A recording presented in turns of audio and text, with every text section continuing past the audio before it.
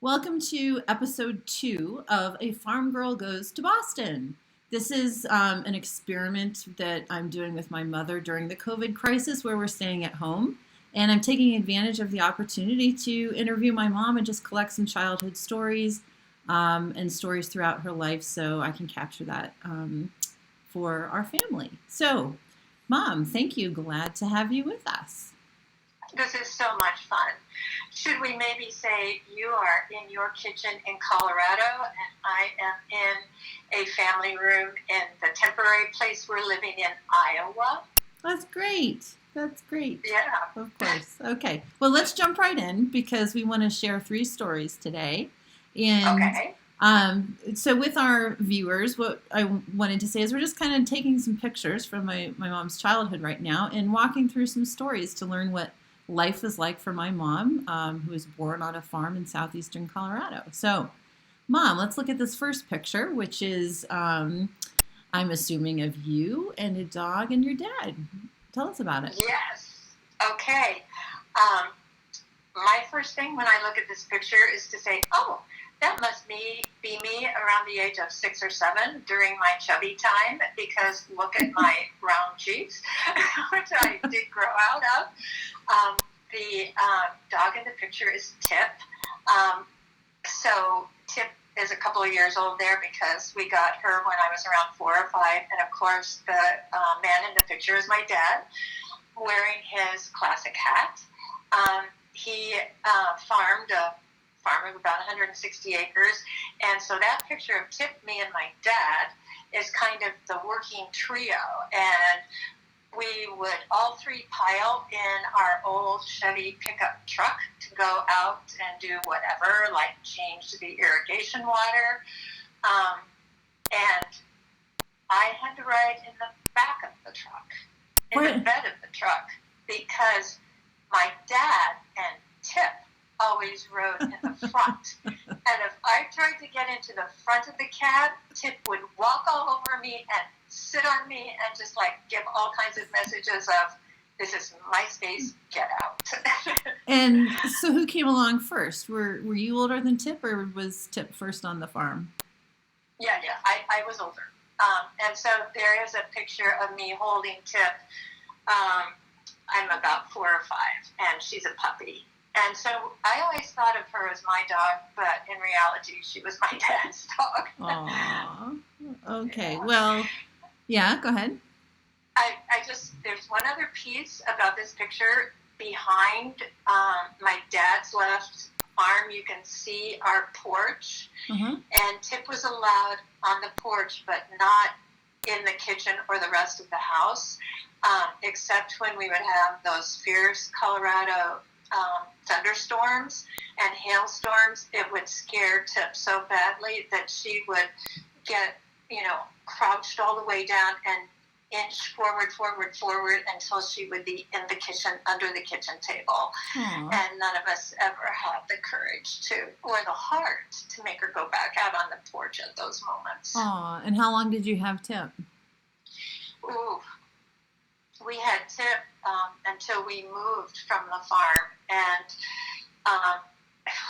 that is a very sad story because we moved to town. We moved to Colorado Springs, and the thought was that Tip was a farm dog. She couldn't adjust to city life and being confined, so we left her on the farm with the people who leased the farm, and evidently Tip would go searching for us and be gone for periods of time.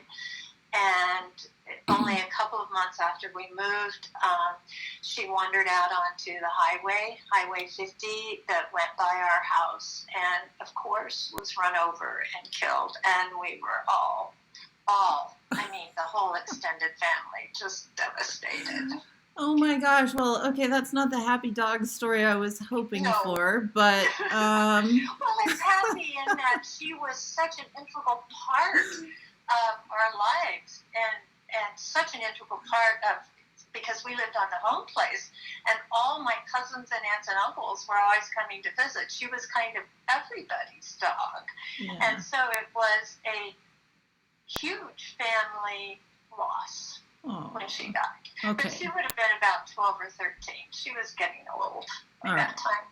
Okay, well, fond memories of the farm dog tip. So Yes. let's go now to another farm friend. And here we've got a cow. So why was this picture taken? And tell us a little bit about you with cows on the farm. Okay. I am imagining that this is the picture that was taken on the day that that particular cow, which I'm thinking was probably a heifer, but I don't really know, a young female, on the, and you're going to say, oh no, Mom, this is another sad story. This is not good. But, I mean, this is life on the farm. So I'm looking a little downcast because this might be the day that I named all my cows. So because I fed them when they were weaned, with a bucket with a nipple on it from when they were babies, and so that was kind of my little chore to feed the cows. So then the ultimate end of the cows, at this age, the heifers, which we were not going to keep for milk cows, was to be butchered. Uh-huh. And I think this might have been the picture of butchering day. Oh, no. And I am very sad, and I am saying goodbye to this particular Louise or Joanne or one of them. But, I mean, that was our food then. That was our beef for the next year or so. And so how old was one of these animals when it was time to go on to its next phase? I am not going to hazard a guess because if I say something and some of my cousins listen to this, they will say, Ginny Lou, that would be totally unrealistic. It would have to be at least 8 months, a year. So I don't know. Okay. What that growth time was. I just don't remember. Well, let me ask you, the picture of you with the cow here then, how many cows did you have at a time? We would only have 1 or 2 milk cows. Ginger is one that I remember vividly. And let's see. Oh, I don't remember the breeds. I do remember that sometimes we had a Holstein. Those would be the black and white cows. Mm-hmm. Ginger was not a Holstein. She was ginger colored, which means she was and I don't remember that breed. And so these cows, we would breed them. They would have a baby. I would then, when it was time for the little calf to be weaned, I would take over feeding the calf. At least that's my memory. Probably I was not all that regular in doing my chore. Probably my mother and father took over a lot of the feeding of the little calf. And then my dad would go out early every morning and again in the evening and milk the cow. And my memory is, and you will remember that we have this brown kind of crock bowl. So my dad would bring in the pail of milk, empty the milk into the brown crock bowl, which my mom would refrigerate. The cream would rise to the top. She would skim off the cream, put it into a pitcher, and then, that's the milk that we would drink. So it occurred to me years later, I always drank raw milk when I was a kid. None of this pasteurized stuff, that's the milk I drank. That's the cream we poured on the cereal. And you also might remember the brown crock pitcher that I have. That's the little pitcher that we would use for the cream. And the cream was so thick it would come out of the pitcher in globs. Oh my gosh. Wow. Yeah. Well, yeah. I can't imagine what that would be like or what my French husband would think of that rich, creamy, original. He would love it. Stuff. It would, I'm sure. And quite frequently my mother would make butter. Just by shaking all of this in a jar, and it becomes magically butter. Oh my gosh. And okay. so she would make a pat of butter. Yeah. Well, okay, so maybe we should get into the cooking aspects in a future episode. But I have Okay, one more picture to cover before we wrap it up. Yeah. And this Okay. one is of you on a ladder with a tire swing. Tell us about the tire swing. Okay. My memory of this is all of the cousins were there. We were all bored. And so Uncle Ted took a rope and somehow was able to throw it up over the limb of this one big, and I think this probably is a cottonwood tree. We had a huge front yard with a lot of these huge trees in it.